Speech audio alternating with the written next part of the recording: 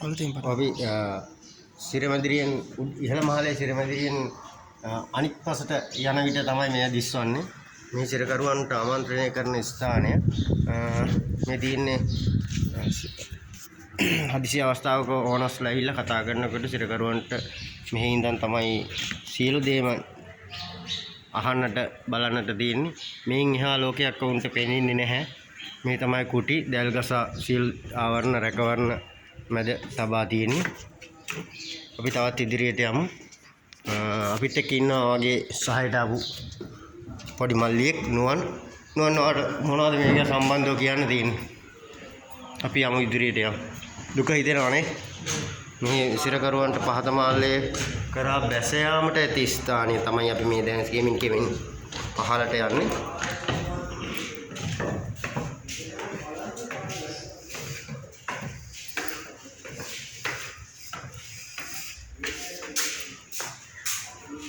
මේ තමයි টয়ලට් එක තියෙන්නේ. අපි විශාල අඳුරක්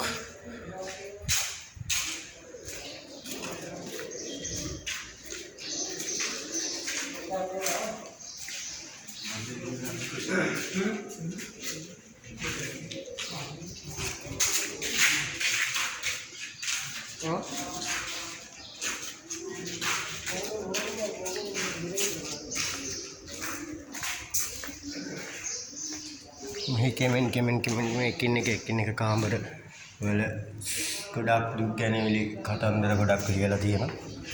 අපි කෙමෙන් කාමර 7ක් තියෙන ස්ථානයක් කර අපි යනවා. මරණීය දඬුවම දීමට පෙර සිරකරුවන් තබන කාමර 7ක තබනවා කියලා මතයක් තියෙනවා. ඒ කාමර 7 තමයි මට මේ දැන් දිස්වන්නේ. 1 2 3 4 5 6 මෙතන තමයි මරණීය දඬුවම දෙන ස්ථානයට ඇතුල් වෙන්නේ. බුදු කුටිය 7 වන කාමරේ. මරණීය දඬුවම දෙන අවස්ථාවට පෙර බුදු කුටියේ 7 වෙනි කාමරේ. මේ තමයි මෙහි පූර්වක් සඳහන් වෙනවා. ඒ වගේම මෙහි තමයි මේ සඳහන් වෙනවා මෙය ඇහැලේපොළ නිලමි තුමාගේ ඇහැලේපොළ කුමාරියාම ගිල්ලා මරපු ස්ථානයේ ලෙස මෙම ස්ථානය හඳුන්වනවා. මෙහි තමයි අපි යන්නේ දැන් එල්ලුම් ගස තිබෙන ස්ථානයට. දැන් දි รา පත් වෙලා කඩා හැලිලා එල්ලුම් ගහ. මෙන්න මෙතන තමයි එල්ලුම් ගස තිබිලා තින්නේ. සාමාන්‍යයෙන් මෙතනින් ලැල්ල අයින් වෙන විදිහට හදලා තින්නේ.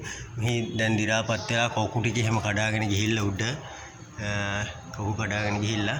ඒ වගේම මෙහි තමයි පහතට තිබෙනවා ලැලි වගේක් එහෙම තියෙනවා. ඒ ලැලි එහෙම දැම්ම කිසි දෙයක් නැහැ. වතුර තමයි අඩිය පේන්න තියෙන්නේ. වතුර ස්ථානයේ වතුර තිබෙනවා ඇතුලේ. ඒ වතුර තියෙන්නේ එල්ලුම් ගහේ ඉවරනාට පස්සේ එතනින් සෝදා හරින. මෙහි පෝරුවක් සඳහන් වෙනවා. පෝරුව තමයි මේ ගොඩක් විස්තර තබා තිබෙන්නේ. මෙහි තමයි තියෙන්නේ ඇහැලේපොළ කුමාරියාම ගිල්ලා මරු ස්ථානය සහ එල්ලුම් ගස වර්තමාන තත්ත්වය මෙහි සඳහන් වෙනවා. ප්‍රධාන ගොඩනැගිල්ල වහලය. ඒ වගේම අපි දැන් මෙහි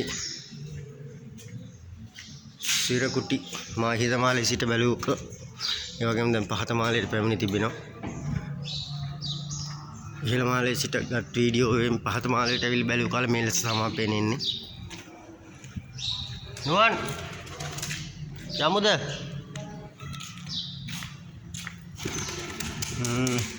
තවත් බොහෝ වෙලාවක් මෙහි රැඳී මෙහි නැරඹීමට ඇති. නමුත් අපේ කාල වේලාව ඉතාම සීමිතයි.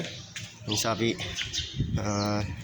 මෙතෙන් අද දිනට මෙතෙන් සමගින තවත් දිනයක අපි තවත් විස්තර ඇතුව වීඩියෝ එකකින් හම්බෙන්න බලාපොරොත්තු වෙන්නේ. තව පොඩ්ඩක් අපිට එළියේ දිස්වන ආකාරය නැරඹිය හැකිය. මේ බෝගම්බර සිපුරි සිරගෙදරට අපි එන්නේ මේ අවස්ථාවට පැමිණි ආකාරයට මේ එළියට යන විට අපිට දිස්වනවා මෙන්න මේ ආකාර දසුණක්.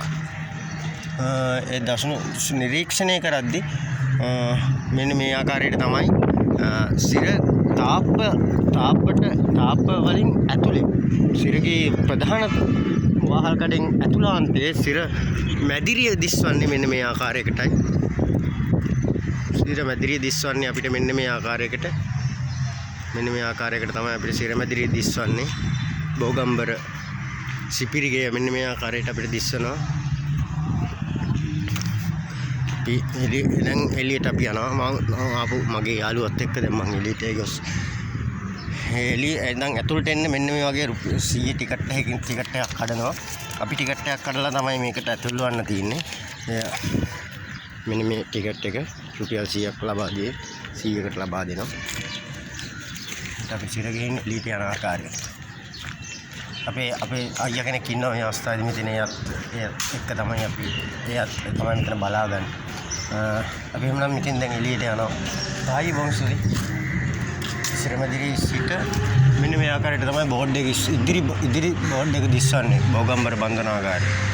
සිපිරිගෙයි ඉතාමත් දුක්තිකේ දවාචකයකට තියෙන ස්ථානයක්. නුවරට ආවොත් ඕන කෙනෙකුට මේන් ඇතුළට ගිහින් පොඩ්ඩක් දුක් ගැනීමලි බලන්න පුළුවන්. අදට සමු ගන්නවා ජයවා.